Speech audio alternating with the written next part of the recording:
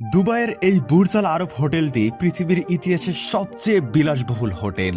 এখানে এক রাত থাকতে আপনার যে টাকা খরচ হবে তা দিয়ে বুর্জ খলিফায় 1 মাস থাকতে পারবেন।